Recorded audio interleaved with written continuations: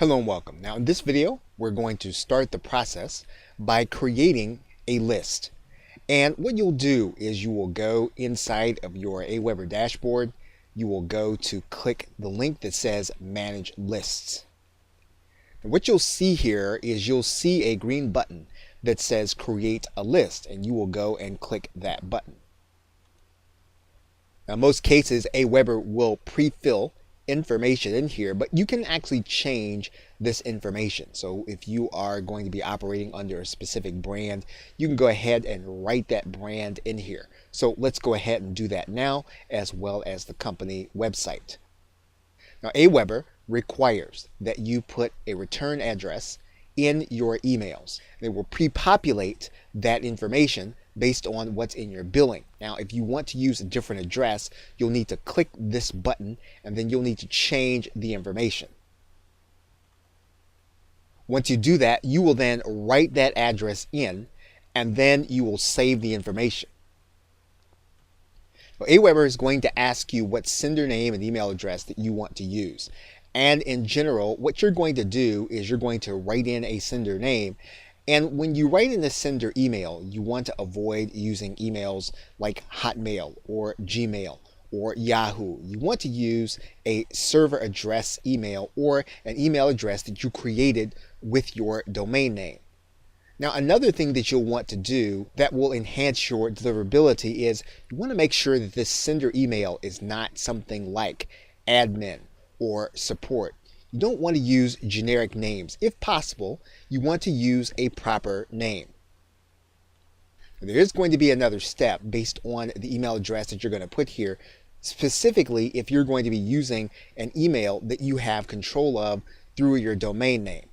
But now, once you have all of the information in, the address you're going to be using, as well as the name and sender name, you can go ahead and click Next Step. AWeber will require you to give your list a name, but typically your customer will not see the name of this list or this explanation unless they choose to unsubscribe. So we're going to go ahead and we're going to describe the list and then give it a name, and we're going to keep it brief. As you can see here, you can only use 400 characters. So we're going to go ahead and do that right now.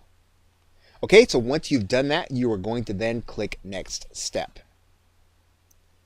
Now, AWeber has certain pre-approved subject lines, and you can use any of these subject lines that you feel is going to be most appropriate. Now, they will allow you to request approval for a custom subject line.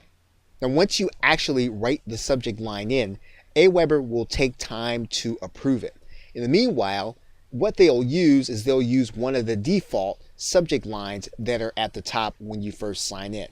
So we're going to go ahead and click Cancel so that we can see these back, and we're just going to choose the first one. Now, we can also make changes to the confirmation. And so what we can do is we can then make sure that this message or this part of the message says what we want it to say. Now, we want to keep this part brief. We don't want to make this a long, drawn-out paragraph. We want it to be brief so that it spells out exactly what your client is going to be getting when they sign up for your email list. In fact, you'll notice here that this says receive email from manage your list with AWeber. We might want to restate that to be a little more natural. Okay, but again, we don't make too many changes and we don't make that very long. We can also insert personalization. So in other words, one of the things that we can do is we can actually add in information that will personalize based on the information that is collected. So when your client actually comes and they sign up for your list and they use their first name, we can actually customize that information so that it says their first name and then they'll see the message.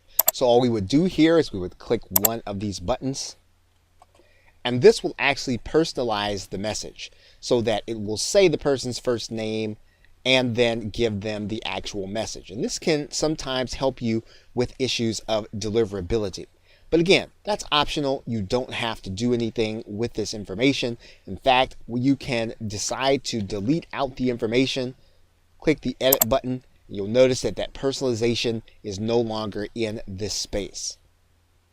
We can actually edit the signature, and we can put in here a salutation or title. And then once we've done then all we'll need to do is then we'll need to click this approve message button, and then we will then be creating our list. Now, the only thing that really needs to be confirmed will be this subject line if you choose to change it.